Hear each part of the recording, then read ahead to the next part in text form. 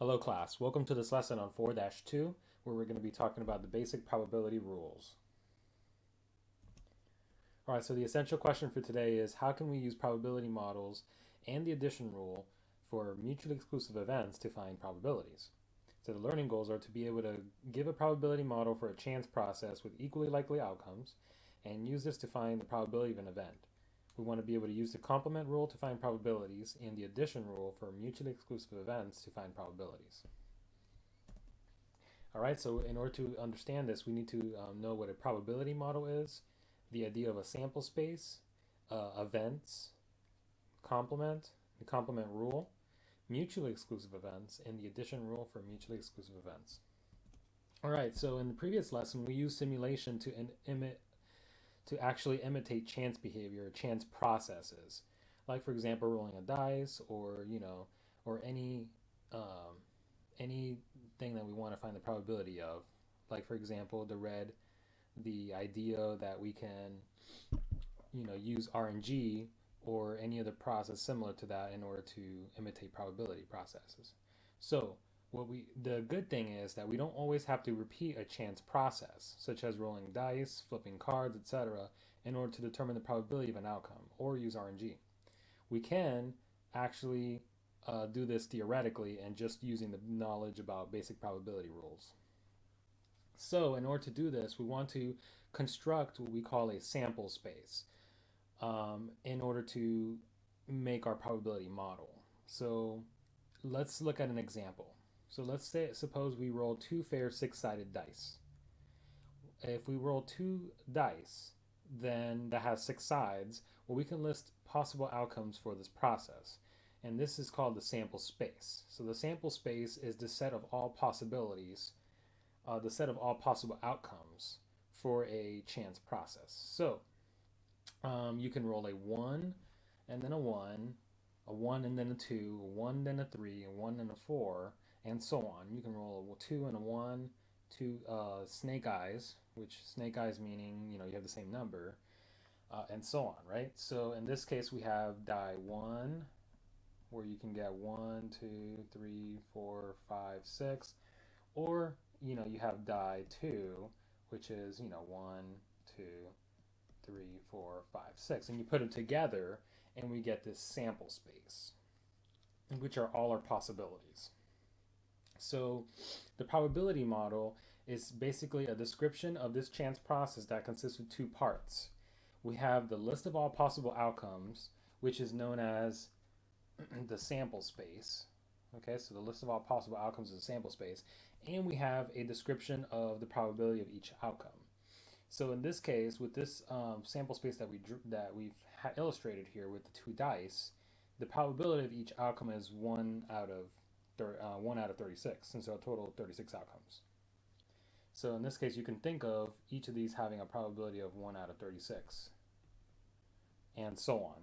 And if you listed out all these probabilities for each of these outcomes, that becomes a probability model. So a probability model has those two things, the sample space as well as the probabilities for each outcome. So a probability model is also referred to as a probability distribution. Here's an actual example of a probability distribution. Usually we show it in a tabular format, so it looks like a table, a chart of some sort, where we have the outcomes here. So in this case, usually you have your outcomes, all your possible outcomes, and then you have the probability of each outcome.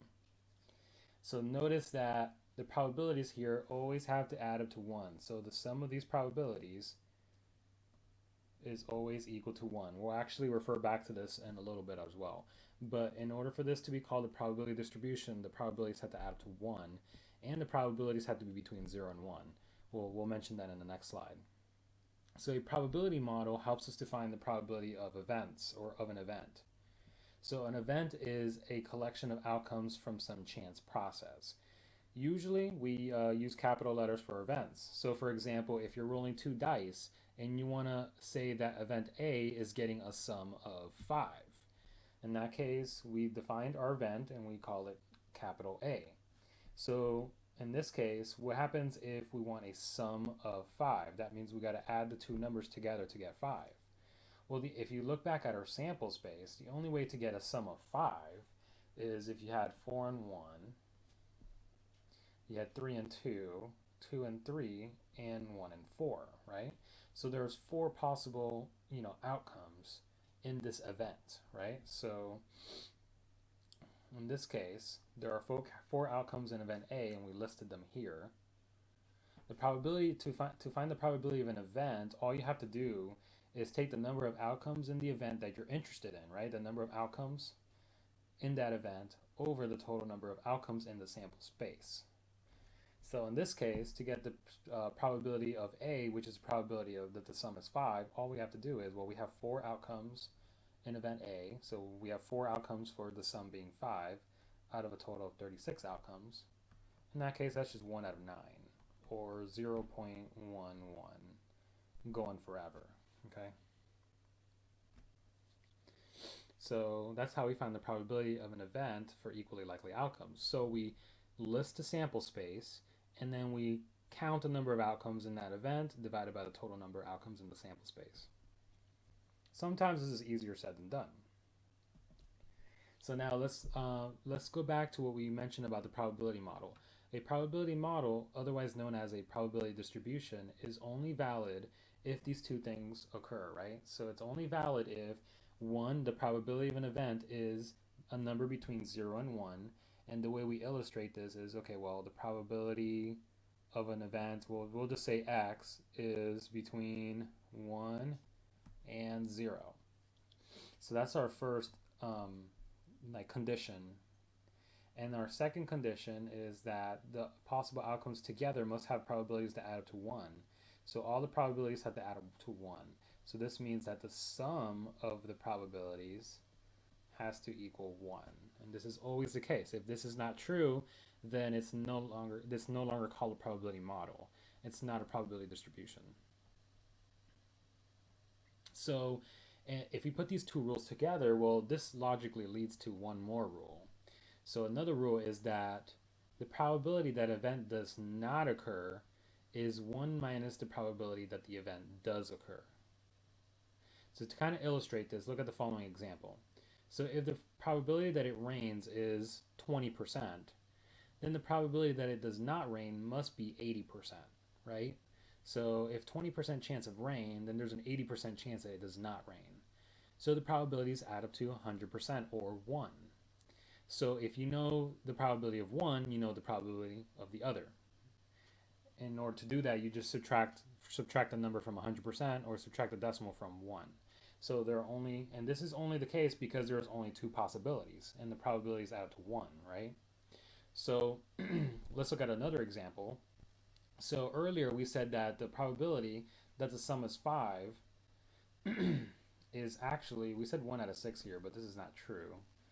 And the problem that we had, it was what, 4 out of 36 or 1 over 9. Hold on, let me double check that.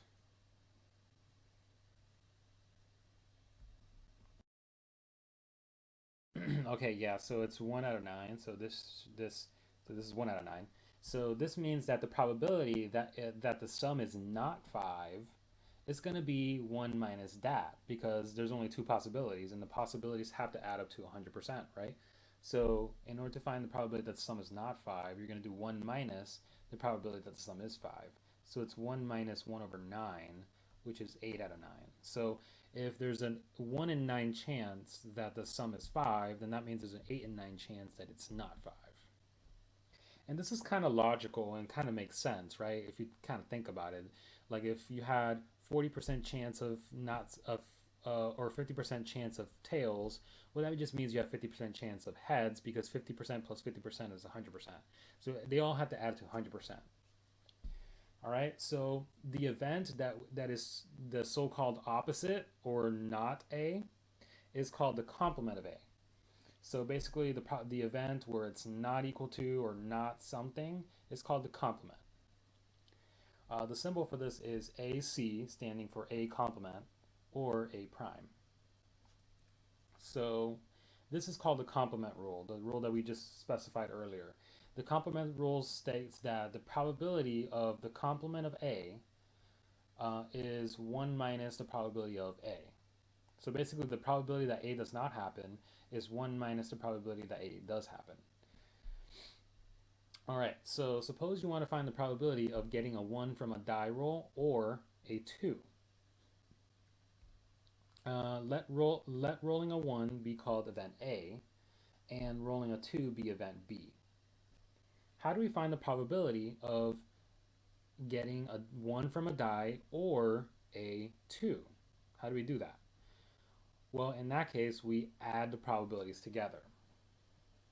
So if we're doing an or, where we're doing two combinations, right? Two different events, if you will, then we add the probabilities.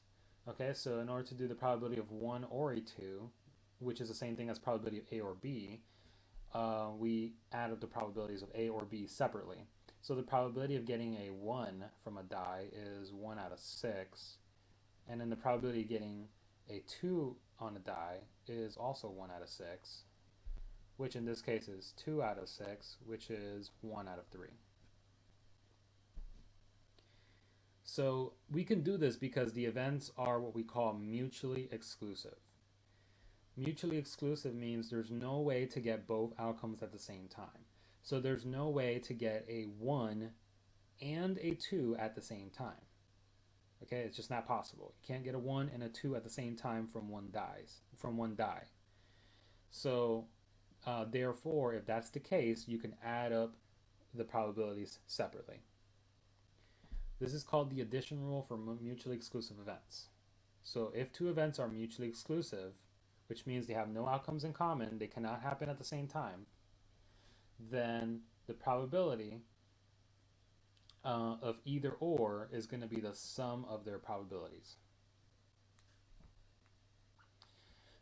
All right, and this works for multiple events. So this works for if you had A or B or C. As long as all those events are mutually exclusive, you can actually add them separately. So you can do this for multiple events, okay? If you're combining two or more events together, we call those compound events. So compound events, is when you join, two or more events. So when you have two or more events put together.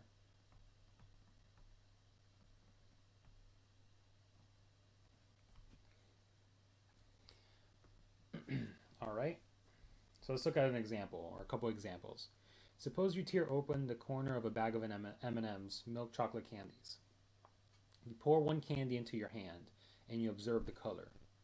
According to Mars Incorporated, the maker of M&M's, the probability model is given below. So you're given the color, the only possible colors, and the probability of getting each color. Explain why this is a valid probability model. All right, remember, there's a couple of things you want to look for to determine whether a probability model or a probability distribution is valid. The first thing is that the probabilities have to be between, the probability of each outcome has to be between 0 and 1 inclusive. In this case, this is met because all of these numbers are between 0 and 1. So this is met. So all the probabilities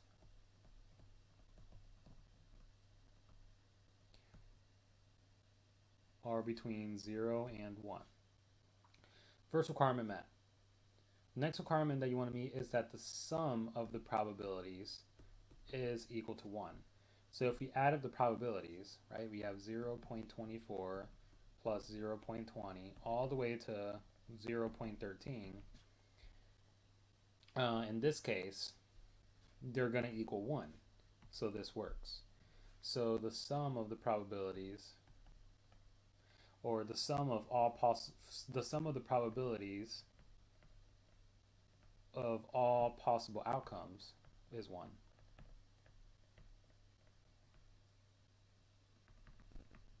So that checks out. So yes, this is a valid probability model.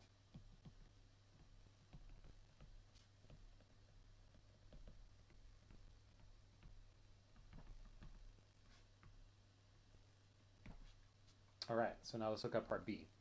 Find the probability that you don't get a blue M&M.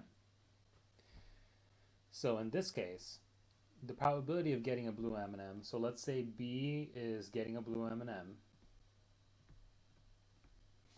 So the probability of getting a blue M&M is 0.24, right?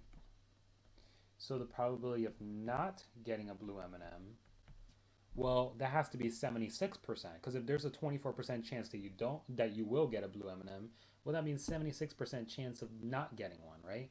So that's the complement rule. So we're going to be using the complement rule here. So the probability of not getting blue M&Ms, that's B complement, is 1 minus the probability of getting them. So 1 minus 0.24, which is 76% chance, 0.76. All right, so that's the complement rule. Part C, find the probability that you get a green or a red M&M. So let's say G is getting a green M&M, so probability of green or red. Now these are mutually exclusive events, right? You can't get a green M&M and a red M&M at the same time if you're only drawing one M&M, right? So these are mutually exclusive events.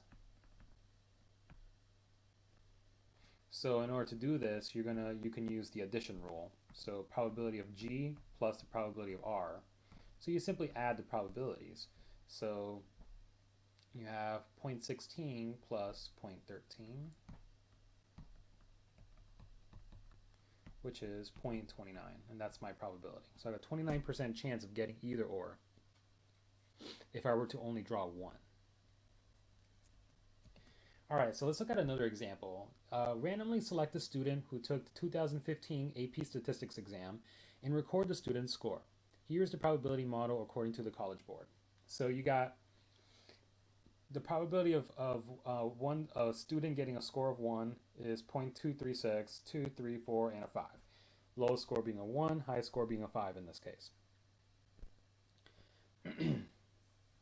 So many people consider scores 3, 4, or 5 as passing scores because many colleges award credit or placement to students who earn these scores. A lot of you that take AP exams already know this. So find the probability that the chosen student scored less than a 3. So we want the probability, So we want the probability that the student scored less than a 3. So this means that we have a student that had a 1, or a student that had a 2, or a student that had a, or 2, or 2. You can't have a 3 because you're less than 3. That means 1 or 2, right? So this is, and getting a 1 or 2, these are mutually exclusive. You can't get a 1 and a 2 at the same time for one AP exam. So that means we simply add the probability of getting a 1 plus the probability of getting a 2. In this case, we have 0.236 plus 0.186.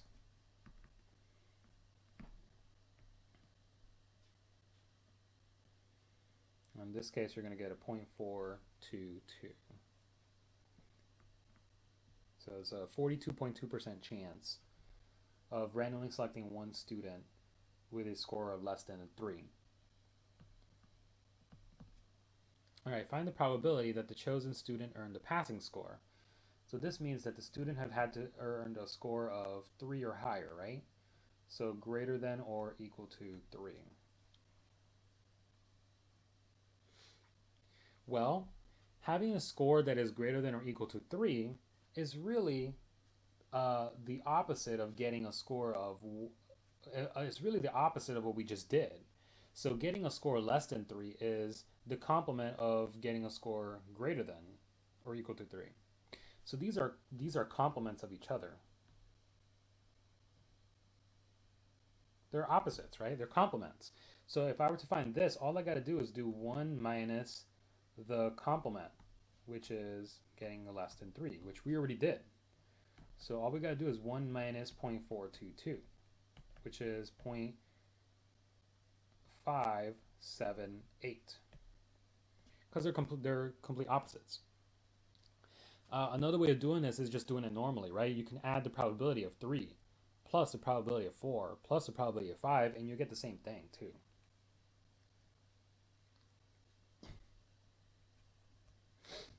All right, so let's look at a final example. What is the probability of getting a sum of 3 or a sum of 6? Well, we kind of already had that example of the dice that I mentioned earlier.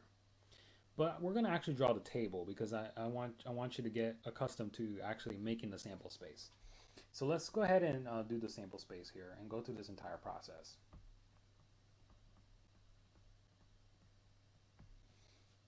So we have die 1.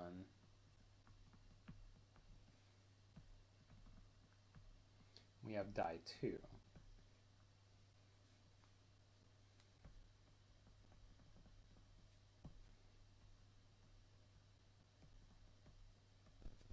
In this case, we're going to say that this is 1, 1, 1, 2, 1, 3, 1, 4, and so on.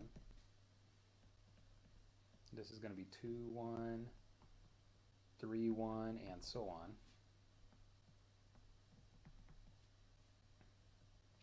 This will be 2, 2. Actually, let's see, we got 2, 2, we have 2, 3, dot, dot, dot.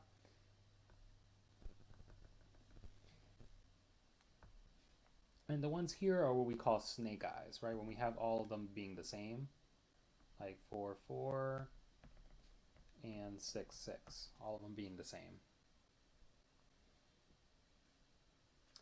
All right, so those are all our possibilities. Of course, we can go ahead and list out all of them, but just to save a little time, I'm just going to kind of do the setup here. So that's our sample space. Now, if we want to get, so we want a probability of getting a sum of 3. So let's call this event A, and then we'll call this event B. Okay, so we want A or B. So we want to send, okay, so these are mutually exclusive events. So that means that you can't get both at the same time. So if they're mutually exclusive, we can add up the probabilities separately. So let's do the probability of getting a sum of 3. Well, the only way to get a sum of 3 is, well, you can get a 2 and a 1. So let me do that in a different color.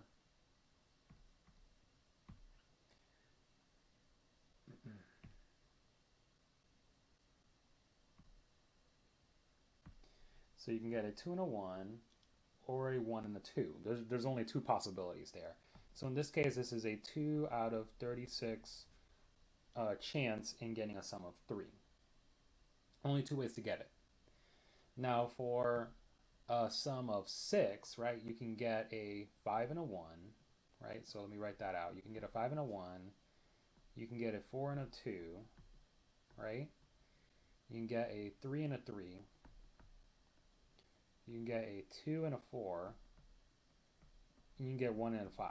So those are the only possibilities. So in that case, you have 5 possibilities. So 5 out of 36. And then you simply add the probabilities together, which is 7 out of 36.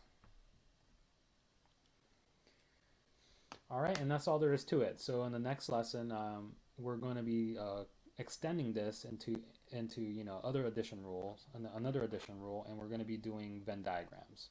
So I hope you took something from this lesson, and I'll see you in the next video.